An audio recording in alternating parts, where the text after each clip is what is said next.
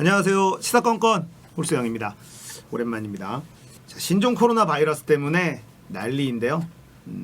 이제 그 신종 코로나 바이러스의 공포가 조금씩 잦아들고 있는 그런 모양새입니다.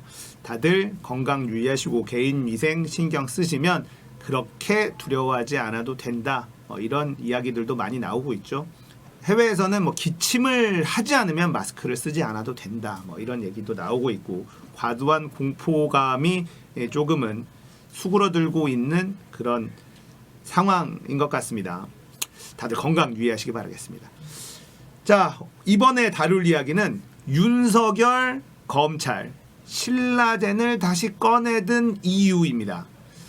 자, 신라젠이라는 키워드가 올라오고 있습니다. 이게 뭔가 봤더니 바이오주예요. 이 신라젠이라는 회사는 이 항암제 개발을 하고 있는 회사였는데요. 텍사백이라는 약을 개발하고 있었습니다. 이게 10만 원이 넘는 주가까지 고공행진을 했었던 그런 회사예요. 임상시험 마지막 단계 임상 3상까지 갔었는데, 이게 3상에서 중단이 되면서 주가가 급락을 했습니다. 근데 이 3상 중단 전에 이 회사의 간부들과 주식을 많이 가지고 있는 사람들은 미리 빠졌다. 그리고 개미들이 엄청난 손해를 봤다. 자, 이런 이야기. 흔한 아주 나쁜 금융 범죄, 이런 느낌이죠. 근데 지금 이 신라젠 카드를 꺼내든 이유에 대해서 많은 사람들이 의심의 눈초리를 보내고 있습니다. 왜냐하면 이 신라젠 최대 주주가 유시민 노무현재단 이사장과 친분이 있다. 자, 이게 윤석열이 지금 신라젠 카드를 다시 꺼내든 이유다. 이렇게 보는 분들이 굉장히 많습니다.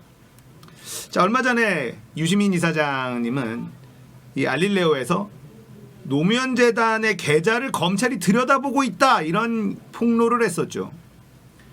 어떻게든 이 유시민 이사장을 엮고 싶은 윤석열 검찰입니다.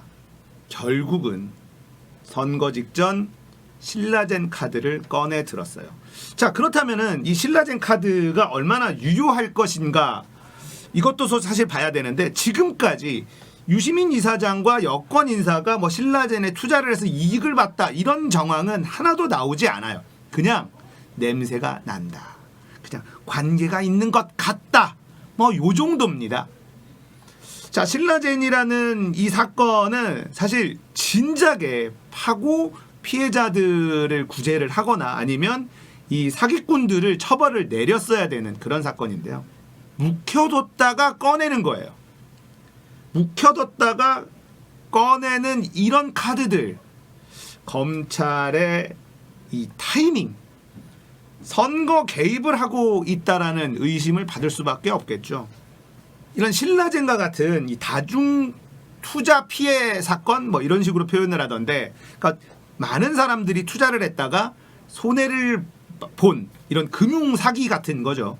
경제 범죄, 이렇게도 표현을 하는데, 굉장히 죄질이 나쁜 범죄입니다. 미국 같은 곳에서는 이런 범죄에 대한 처벌이 굉장히 강해요.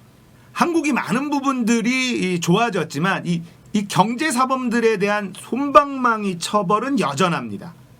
이것이 바뀌어야 자본주의의 꽃이라고 할 수 있는 이 직접 투자가 더 활성화가 될 텐데, 이 경제사범들에게 이 솜방망이 처벌은 여전하거든요. 그래서 끊이지 않고 이런 사기꾼들이 득식을 내고 있죠.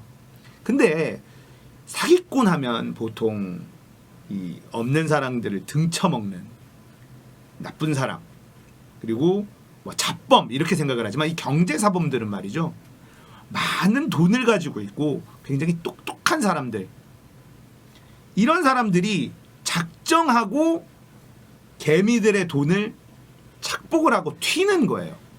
개미 투자자들은 엄청난 손실을 입게 됩니다. 그리고 또 심한 사람들은 전 재산을 집어넣었다가 아예 인생이 망가지기도 하죠. 그러니까 수많은 이런 경제사범들의 이 결과들을 봤었습니다. 그런데 그 경제사범, 그러니까 한마디로 이 사기꾼들, 똑똑한 나쁜 사기꾼들은 큰 처벌을 받지 않아요. 잡혀서 감옥에 간다 하더라도 감옥 한번 시원하게 몇 년 갔다 오면 그 돈들은 어딘가로 빼돌려서 떵떵거리고 잘 살게 됩니다. 이런 일들이 너무나 당연하게 버젓이 일어나고 있는 나라가 바로 지금 대한민국이에요. 자, 이 신라젠 사건도 그런 아주 질이 나쁜 범죄일 확률이 매우 높습니다. 그런데 이 신라젠 사건을 지금 꺼내든 것이 매우 의심스럽다라는 것이죠. 이게 또 의심스러운 이유는 윤 춘장이 직접 이 인력 보강을 지시를 했다. 자, 지금 윤석열 검찰이 수사해야 될 게 한두 가지가 아니죠. 그런데 뜬금없이 신라젠에 인력 보강을 지시를 했다. 여러분들은 어떻게 느껴지시나요? 자, 나경원 수사는 도대체 언제 하는 걸까요? 자, 해야 될 수사들이 이렇게 많이 있지만 뜬금없이 서랍에서 꺼낸 신라젠 수사에 인력 보강을 지시를 한다. 직접 지시를 한다. 당연히 수사를 해서 피해자들을 구제를 해야 되겠죠. 아니면 이 가해자를 처벌을 해야 될 겁니다. 이것에 대해서 이견을 다는 국민들은 아마 아무도 없을 거예요. 하지만 해야 될 수사가 많이 남아 있고 지금 국민들의 관심이 몰려있는 수사들도 많이 있는 상황에서 뜬금없이 서랍 속에 묵혀놓았던 신라젠 카드를 꺼내든 윤 춘장의 의도가 의심스러울 수밖에 없는 것이죠. 어떻게 해서든 검찰의 힘을 빼려고 하고 있는 지금 정권에 상처를 내려고 발버둥을 치고 있다. 이렇게밖에는 해석이 안 됩니다.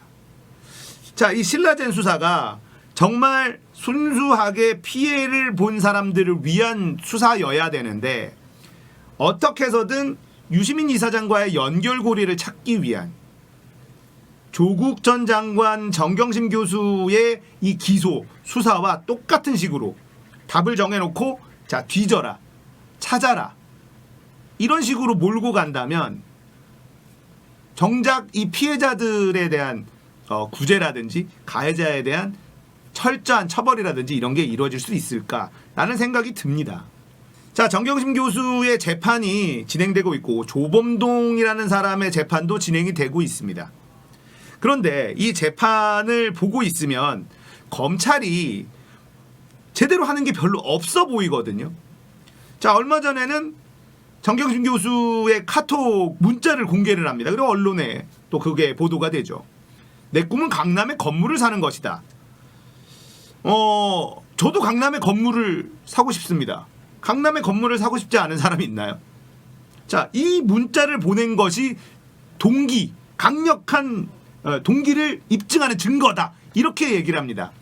그 문자가 사모펀드의 실소유주가 정경심임을 입증할 수 있는 증거라고 그 누가 생각할 수 있습니까? 자, 검찰이 하고 있는 얘기들을 보면 다 이런 겁니다. 제 돈은 잘 크고 있나요?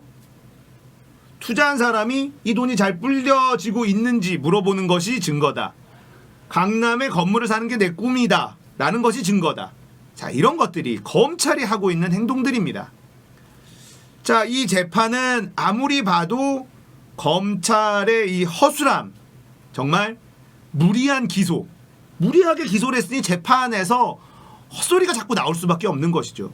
수사를 통해서 증거를 확보하고 유죄 입증이 확실해서 기소한 것이 아니기 때문에 문자 같은 거를 자꾸 보여주는 거예요.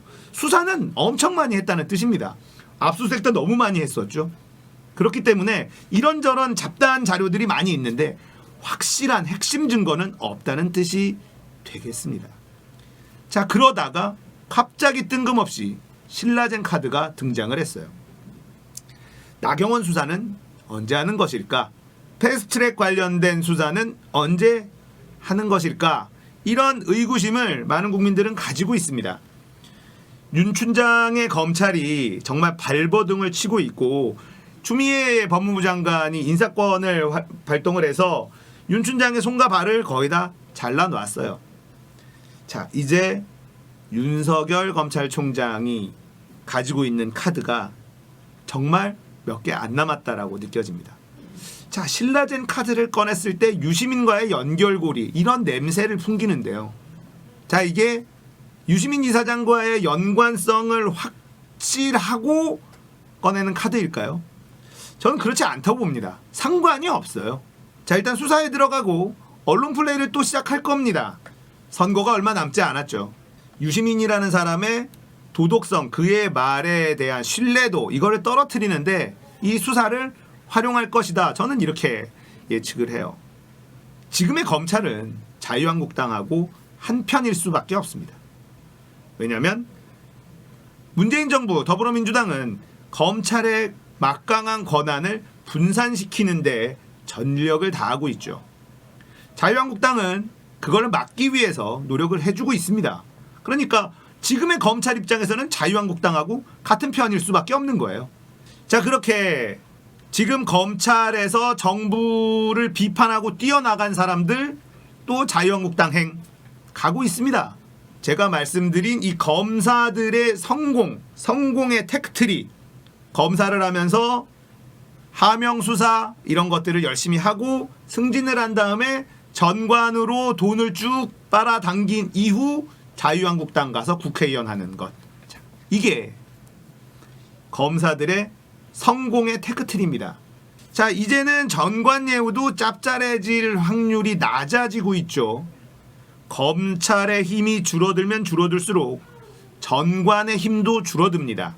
이 검찰의 힘을 줄이는 것이 왜 중요하냐면 전관의 힘이 빠진다.